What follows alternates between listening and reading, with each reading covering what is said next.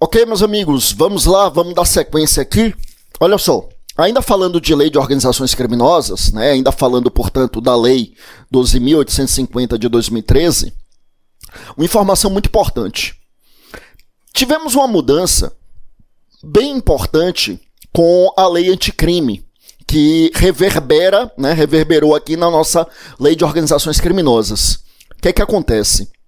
Desde o advento da lei anticrime, lei 13.964, que é de dezembro de 2019 e que entra em vigor em janeiro de 2020, né? Lembra que ela é de 24 de dezembro de 2019, mas teve 30 dias de vacatio legis. Então, desde o advento dessa lei, meus amigos, desde o advento da lei anticrime, veja que tornou-se crime hediondo a organização criminosa destinada à prática de crime hediondo. Então perceba, antigamente não tinha isso. A gente poderia ter uma organização criminosa destinada à prática de crimes hediondos, ou equiparados hediondos, né? Equiparados hediondos são tráfico de drogas, terrorismo e tortura. Então a gente poderia ter uma organização criminosa destinada à prática de crimes hediondos, e aí os crimes hediondos em si assim seriam considerados, e a organização criminosa não seria considerada. Aí vem então a lei anticrime dizendo não. Se a organização criminosa é destinada à prática de crimes hediondos, também ela, organização criminosa, será considerada crime hediondo.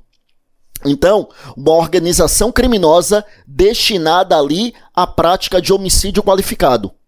Uma organização criminosa ali que é um grupo de extermínio, que é criada ali para matar pessoas, etc. Então, vejam, homicídio qualificado é um crime hediondo. Então, se eu tenho uma organização criminosa destinada à prática de crimes hediondos, essa organização criminosa também é considerada crime hediondo. E sendo considerado crime hediondo, lembre que a gente tem todas aquelas consequências previstas na lei de crimes hediondos. O prazo da prisão temporária é ampliado, o prazo da progressão de regime também, as hipóteses de livramento condicional são mais restritas, então a gente tem todas aquelas consequências que são próprias lá da nossa lei de crimes hediondos, tá? Então a lei de organização, o crime de organização criminosa pode ser considerado crime hediondo quando a organização criminosa é destinada à prática de crimes hediondos. Tá, mas vejam só. E o que é que a gente tem aqui de crime propriamente dito? Porque vejam comigo que a gente viu aqui no parágrafo 1º, vou voltar na tela anterior, a gente viu aqui nesse parágrafo 1º, meus amigos, vejam só, a definição de organização criminosa. Tudo bem, a gente viu o que é considerado organização criminosa para a nossa lei. Tudo bem, tudo em ordem, tranquilo até aqui. Só que aqui, e aí no parágrafo 2º, né, a gente vê então que vai se aplicar nas hipóteses em que há transnacionalidade e também vai se aplicar nas hipóteses em que a gente tem organização terrorista. Tudo bem. Mas veja que aqui nós ainda não temos a definição típica da conduta. Ou seja, a gente não tem aqui a descrição da conduta criminosa com a respectiva sanção penal. Veja que no parágrafo 1º ela não apareceu, a gente não tem aqui a pena, etc. Né? O que é o crime propriamente dito? Aí veja comigo o que é que aparece aqui no nosso artigo 2º. O artigo 2º dessa nossa lei de organizações criminosas, agora sim, nos traz uma definição típica dizendo promover, constituir, financiar ou integrar pessoalmente ou por interposta pessoa organização criminosa. Então, promover, constituir, financiar ou integrar pessoalmente ou por interposta pessoa organização criminosa, é esse o crime, é essa a conduta criminosa. Veja que a pena de reclusão de 3 a 8 anos e multa sem prejuízo das penas correspondentes às demais infrações penais praticadas. Essa ressalva, ela nem seria necessária, mas é bom que ela esteja aí, né? Assim, nem seria necessária porque essa é a lógica de um crime associativo. O crime associativo, ele em si já é crime e, portanto, independentemente dos crimes que a organização vier a praticar. Então, a pessoa que integra uma organização criminosa, ele já responde pelo crime de organização criminosa. independentemente de responder pelos crimes que aquela organização criminosa vier a praticar. Então é importante a gente perceber, assim, vamos lembrar aqui o seguinte: o nosso direito penal não é um direito penal do fato. Ou melhor, o nosso direito penal é um direito penal do fato, ele não é um direito penal do autor. Então eu não posso punir alguém por aquilo que ele é, eu só posso punir alguém por aquilo que ele fez. Tá? Mas a pessoa que integra uma organização criminosa, ela já está fazendo algo. Ela já está praticando uma conduta criminosa. Então vamos imaginar uma hipótese em que a pessoa decide, olha, eu virei fanático por determinada bandeira e eu vou ingressar em uma organização terrorista. Ele ingressou na organização terrorista, então a finalidade dele é praticar atos de terrorismo, ele ainda não praticou atos de terrorismo. Portanto, ele não pode ser punido pelo crime de atos de terrorismo previsto lá na Lei 13.260. Mas quando ele integra a organização terrorista, ele já está praticando o crime de organização terrorista. E, portanto, por este crime ele já responde. Isso valeria também para outro crime, né? Para a organização criminosa. Quer dizer, eu passo a fazer parte de uma organização criminosa que se dedica ali a tráfico de pessoas. Então eu sei que um grande amigo que está envolvido ali com aquele negócio escuso, ilícito, criminoso, e aí ele me fala da grande oportunidade, que está ganhando muito dinheiro, e aí ele me convida para fazer parte daquele grupo, eu topo, já estou no grupo de WhatsApp dos caras, já estou ali planejando com eles, quem é que a gente vai traficar ali, enfim, mandar para o exterior, etc e tal, já estou planejando ali, então eu já vou ali executando algumas tarefas que constituiriam atos preparatórios, então aliciando pessoas, comprando passagem, fazendo contato com os outros traficantes de pessoas lá do exterior, então eu estou ali naqueles atos preparatórios, mas eu efetivamente ainda não pratiquei nenhum ato que constitua o tráfico de pessoas. Que, vale lembrar, é o crime lá do artigo 149A do nosso Código Penal, e que quando é um tráfico internacional, a gente tem um crime de competência da Justiça Federal. Lembra que esse tráfico de pessoas pode ser um tráfico interno também, e aí, obviamente, a competência seria estadual.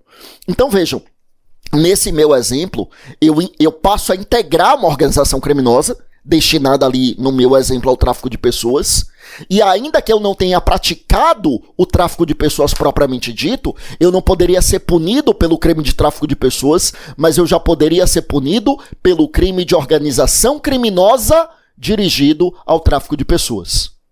Então, eu reitero aquilo que eu dizia, no sentido de que os crimes associativos são crimes autônomos. Eles não dependem, meus amigos, da prática concreta de outros crimes.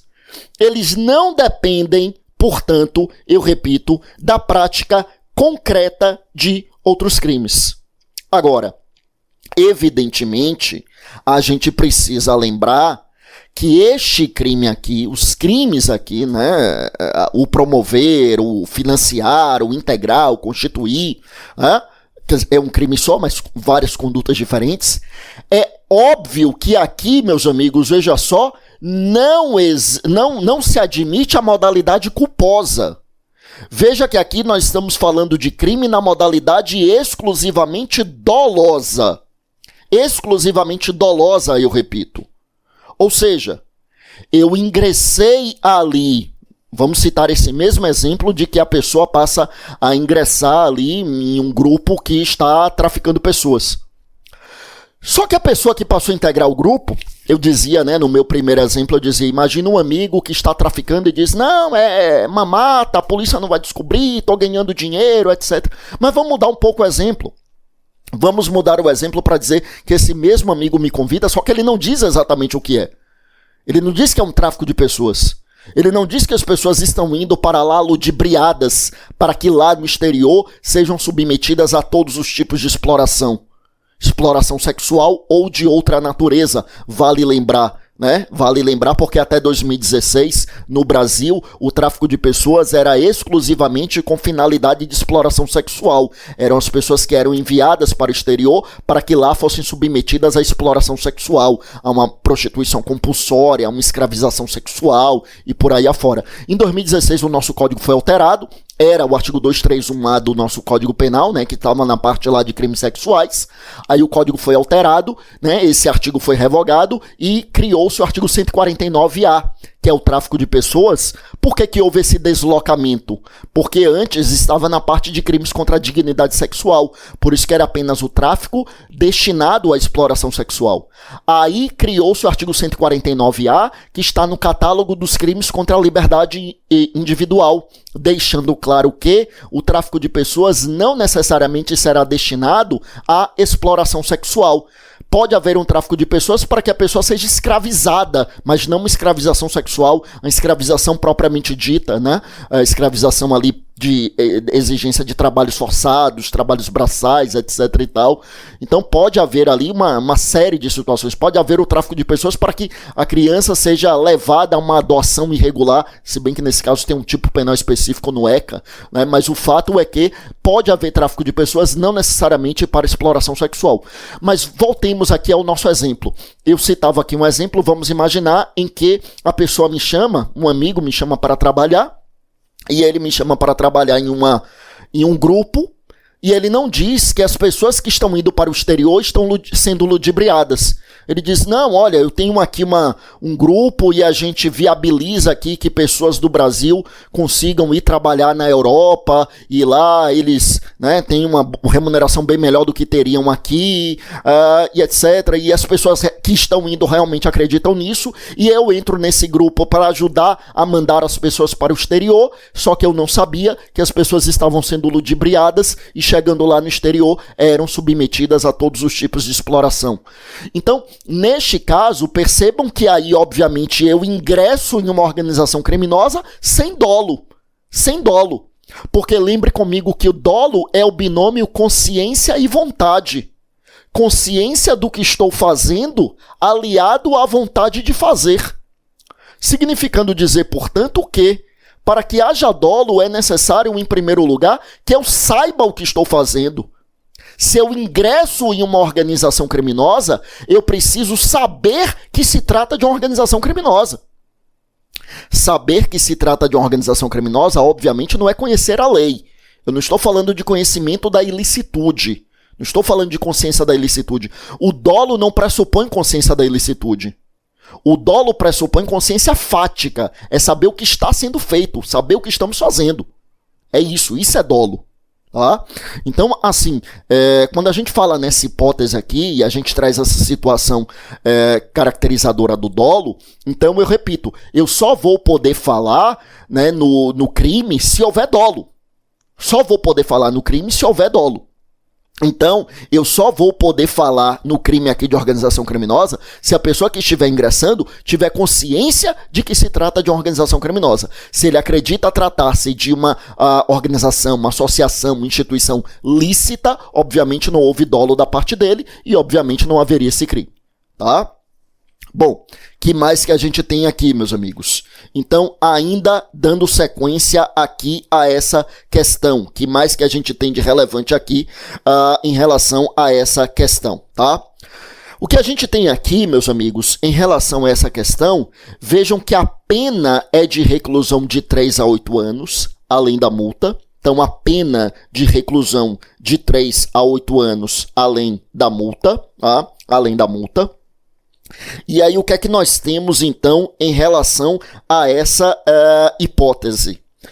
Se é um crime com pena mínima de 3 anos, se é um crime que tem uma pena mínima de até 3 anos, veja que, em tese, aqui pode caber o ANPP, o Acordo de Não Persecução Penal.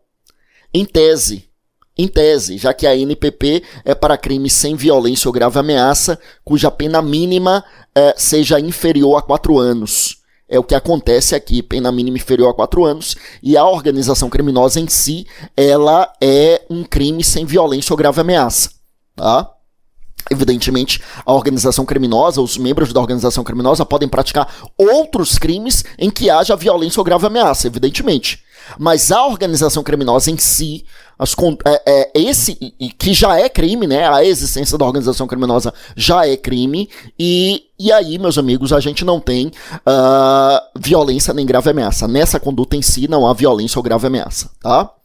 Que mais que a gente tem aqui? Avançando aqui ainda comigo, olha só, veja só.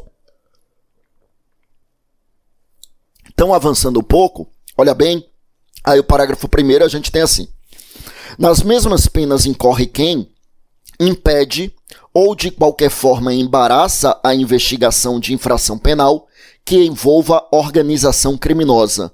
Então, nas mesmas penas incorre quem impede ou de qualquer forma embaraça a investigação de infração penal que envolva organização criminosa. É esse o crime aqui, enfim, que de algum modo passou a ser um crime, entre aspas, acessório à organização criminosa, e passou a ser utilizado em algumas situações que ganharam repercussão na imprensa, né? Então, nesse crime aqui, meus amigos, nós temos, evidentemente, de algum modo aqui, uma espécie de fraude processual, porque o sujeito embaraça a investigação. Então, nós temos aqui, de algum modo, um crime que a gente convencionou chamar de crime de obstrução à justiça.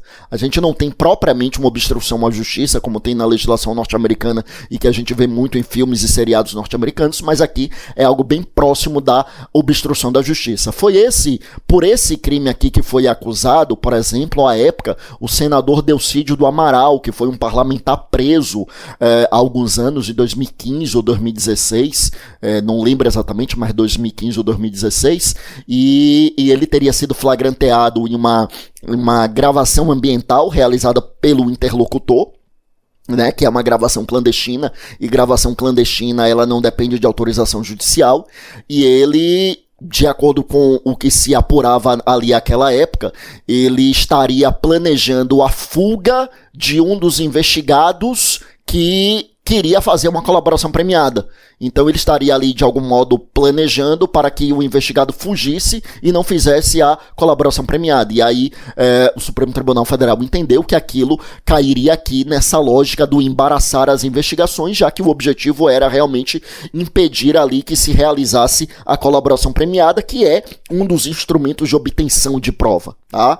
E aí, lembre que aqui, isso que convencionou se chamar de obstrução da justiça, em verdade é um crime equiparado ao caput do artigo 2º. Equiparado, né? Sempre que vem assim na lei essa expressão, nas mesmas penas incorre quem, é porque a gente tem uma figura equiparada, tá? Vamos lá, vamos avançar aqui, meus amigos, em relação a essa questão. Que mais que a gente tem aqui em relação a essa temática, tá? Olha bem, então, parágrafo 2º. Parágrafo 2º diz assim: as penas aumentam-se até a metade se, na atuação da organização criminosa, houver emprego de arma de fogo. Então, as penas aumentam-se até a metade se, na atuação da organização criminosa, houver emprego de arma de fogo, tá? E, no parágrafo 3º, a pena é agravada para quem exerce o comando individual ou coletivo da organização criminosa, ainda que não pratique pessoalmente os atos de execução. Então a gente tem uma agravante aqui no parágrafo 3º, que na verdade é uma agravante que já consta lá do artigo 61 do Código Penal. O artigo 61 do Código Penal só não utiliza a expressão organização criminosa, mas o artigo 61 do Código Penal ele prevê uma agravante para aquele que é o mentor, ou coordenador, ou líder lá do grupo, tá? Então, a gente tem aqui essa situação também. Bom, vamos lá, meus amigos. O que é que nós temos? Eu vou avançar aqui mais um pouco com vocês, e aí a gente chega, então, no parágrafo 4º, que nos traz uma outra causa de aumento de pena. Parágrafo 4º, eu repito, que nos traz uma outra causa de aumento de pena. Dizendo assim: a pena é aumentada de 1/6 a 2/3, e aí, 2 pontos. Inciso 1. Se há participação de criança ou adolescente, então vejam o que eu dizia, o fato de termos agente inimputável, né, o fato de termos ali uma pessoa menor de idade, isso por si só não descaracteriza o crime associativo, a gente já tinha mencionado isso, é importante a gente reiterar. né? Então isso por si só não descaracteriza o crime associativo. E vejam que, além disto, a participação de menores, a participação, portanto, de criança ou de adolescente, ainda constitui uma causa de aumento de pena. Ainda constitui, eu repito, uma causa de aumento de pena, conforme a gente consegue vislumbrar aqui nesse parágrafo 4º. Eu sigo aqui ainda. Olha só. No inciso de número 2 nós temos: se há concurso de funcionário público, valendo-se a organização criminosa dessa condição para a prática de infração penal. Então, mais uma causa de aumento de pena. Lembrando que aqui, como a lei não definiu funcionário público, então, evidentemente, a gente vai aplicar aquela definição que consta lá do nosso Código Penal. O Código Penal define a figura do funcionário público no artigo 327 caput, dizendo que funcionário público, para os efeitos penais, evidentemente, é aquele que exerce, ainda que transitoriamente ou sem remuneração, cargo, emprego ou função. E aí valeria tanto para a administração direta quanto para a administração indireta, tá bom? Volta comigo aqui para a tela. Que mais? No inciso de número 3, se o produto ou proveito da infração penal destinar-se no todo ou em parte ao exterior, então se o produto ou proveito da infração penal destinar-se no todo ou em parte ao exterior, então o sujeito que pratica organização criminosa e ainda pratica, por exemplo, a evasão de divisas. Então, em uma situação como essa, a título de exemplo, nós teríamos aqui, além da prática da evasão de divisas, a gente poderia ter a causa de aumento de pena. Mas aqui veja que ainda que os valores fossem enviados para o exterior licitamente, a gente não teria, obviamente, o crime de evasão de divisas, mas a gente teria essa causa de aumento de pena aqui, tá? Bom, inciso de número 4, se a organização criminosa ela mantém conexão com outras organizações criminosas independentes, e o inciso de número 5, se as circunstâncias do fato evidenciarem a transnacionalidade da organização. Meus amigos, um detalhe importante é o seguinte, nesse caso aqui, vejam que, para a doutrina majoritária, a variação do aumento de pena de 1/6 a 2/3 dependerá da quantidade de causas de aumento de pena que nós venhamos a ter. Você consegue perceber que aqui a gente pode ter ao mesmo tempo mais de uma causa de aumento de pena. E nesse caso, isso poderia ser levado em consideração para mensurar a quantidade de aumento. Outra observação importante é lembrarmos o seguinte, eu quero que você lembre comigo que aqui nós temos uma causa de aumento de pena, que é valorada obviamente na terceira fase da dosimetria, e aí justamente por isso eu quero que você lembre que como é a terceira fase da dosimetria, já para estabelecer ali a pena definitiva, lembre que com isso a pena pode ficar acima do máximo. Então, volte comigo aqui para a tela, a gente já tinha visto a pena aqui da organização criminosa, eu vou voltar aqui um pouquinho, veja que é aqui o artigo 2º, a pena é de reclusão de 3 a 8 anos, mas com a causa de aumento de pena, pode ser, no caso concreto, que a pena fique acima desses 8 anos, porque na fixação da pena definitiva, nós temos realmente essa possibilidade de termos a pena superior ao máximo previsto no tipo penal. Eu vou seguindo aqui. Parágrafo 5º. Se houver indícios suficientes de que o funcionário público integra a organização criminosa, poderá o juiz determinar seu afastamento cautelar do cargo, emprego ou função, sem prejuízo da remuneração, quando a medida se fizer necessária à investigação ou instrução processual.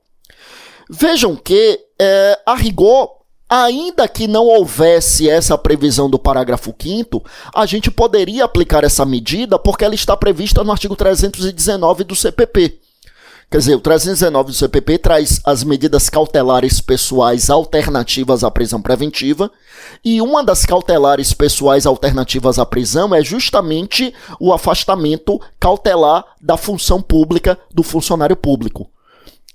Então, assim, como o 319 se aplica para os crimes em geral, então ainda que a gente não tivesse essa previsão expressa, a gente poderia aplicar o artigo 319. Agora vejam que realmente é necessário que existam os requisitos de cautelaridade prisional. Veja que o parágrafo 5º diz que tem que ter indícios, indício é uma prova semi-plena, então tem que ter indícios suficientes de autoria, ou seja, de que o funcionário público integra a organização e que, portanto, é autor do crime lá do artigo 2º caput. Né? Além disso, é necessário realmente que a medida seja necessária para a investigação ou para o processo, né? Ou seja, para a instrução processual. Então, tudo isso demonstra que para que exista esse afastamento cautelar, é necessário que nós tenhamos requisitos de cautelaridade prisional. Tá? Que mais? Aí o parágrafo 6º vem e diz assim: a condenação com trânsito em julgado acarretará ao funcionário público a perda do cargo, função, emprego ou mandato eletivo e a interdição para o exercício de função ou cargo público pelo prazo de 8 anos subsequentes ao cumprimento da pena. Veja, 8 anos subsequentes ao cumprimento da pena. Então, se a pena dele foi de 5 anos, então são 13 anos sem poder exercer cargo ou função. São 5 anos de cumprimento da pena e mais 8 anos subsequentes a esse cumprimento. Claro que esses 5 anos podem ser reduzidos, né? A gente pode pensar, por exemplo, na remissão. Ele trabalhou, conseguiu reduzir o tempo de pena. Então, mas o fato é que a gente vai contar os 8 anos, volte comigo aqui para a tela, 8 anos que sejam subsequentes ao cumprimento da pena. Tá? 8 anos subsequentes ao cumprimento da pena. Bom, aí percebam que aqui são efeitos da condenação e vejam que aqui aparecem duas situações diferentes. Uma primeira situação é a perda do cargo, função, emprego, mandato. Então, uma primeira situação é a perda. Uma primeira situação é a perda. O cara exerce um cargo público e aí não importa se ele é concursado, se é cargo em comissão, se é um emprego público em empresa estatal, se é um mandato eletivo, não importa. Ele vai perder. Ele vai perder. Aí ele vai ter de cumprir a pena e 8 anos subsequentes ao cumprimento da pena ele não vai poder exercer cargo ou função. Não vai poder exercer cargo ou função não significa dizer que depois ele volta para aquele cargo que ele perdeu. Aquele ele perdeu, já era. Não tem como voltar, ele perdeu, já era. Essa proibição para ele não exercer cargo ou função significa um lapso de tempo no qual ele não pode voltar a exercer cargo ou função. Quer dizer, era um cargo em comissão, ele saiu do cargo em comissão, ele vai ficar aquele tempo todo sem poder exercer outro cargo em comissão ou sem poder ali, mandato eletivo, concurso público, não vai poder exercer cargo ou função. Tá bom? Então vejam que aqui são duas coisas diferentes. Uma coisa é a perda do cargo, emprego ou função, e além da perda do cargo, emprego ou função que ele estiver, ou do mandato eletivo, né, que ele estiver desempenhando naquele momento, além disto, ele vai ter um lapso temporal em que ele não vai poder voltar a exercer, tá? Não vai poder voltar a exercer, tá bom? Então, muito importante, meus amigos, que a gente tenha essa compreensão do tema, tá? Que mais que a gente tem aqui em relação a essa temática? Dito isto, então olha só, vejam, vamos, só para a gente fechar, tem mais aqui 3 parágrafos, mas é coisa rápida. Parágrafo 7º diz assim: se houver indícios de participação de policial nos crimes de que trata esta lei, a Corregedoria de Polícia instaurará inquérito policial e comunicará ao Ministério Público, que designará membro para acompanhar o feito até a sua conclusão. Isso é bastante razoável, porque afinal de contas a gente precisa lembrar que por imperativo constitucional cabe ao Ministério Público esse controle externo da atividade policial. Então, né, não há aqui nenhuma ingerência indevida. Aqui a gente tem um controle que é previsto constitucionalmente. Aí o parágrafo 8º, veja que está escrito aí: as lideranças de organizações criminosas armadas ou que tenham armas à disposição deverão iniciar o cumprimento da pena em estabelecimentos penais de segurança máxima. Veja que é uma novidade trazida pela lei anticrime. Eu digo novidade porque, enfim, né, entrou em vigor em janeiro de 2020, então é pouco tempo, né, é realmente pouco tempo. Tá? Até a lei, na verdade, ela já é uma lei recente, né? Se a gente parar para pensar, é uma lei de 2013, né? Quando a gente parar para pensar que o nosso Código de Processo Penal é de 1941 e o nosso Código Penal é de 1940, né? Então não é tanto tempo assim, tá? Bom, e no parágrafo 9º a gente tem aí o condenado expressamente em sentença por integrar organização criminosa ou por crime praticado por meio de organização criminosa não poderá progredir de regime de cumprimento de pena ou obter livramento condicional ou outros benefícios prisionais se houver elementos probatórios que indiquem a manutenção do vínculo associativo. Essa é uma novidade também da lei anticrime que é extremamente interessante, né? A gente ouve falar de casos como esse, sujeito que era um dos líderes da organização criminosa e saiu, né, na progressão de regime para o semiaberto e foi para o aberto e no aberto ele sai, né, da casa de albergado, nunca mais voltou. Aí quando você vai ver, havia indícios ali de que o sujeito continuava envolvido na organização criminosa, dando ordens de dentro do presídio.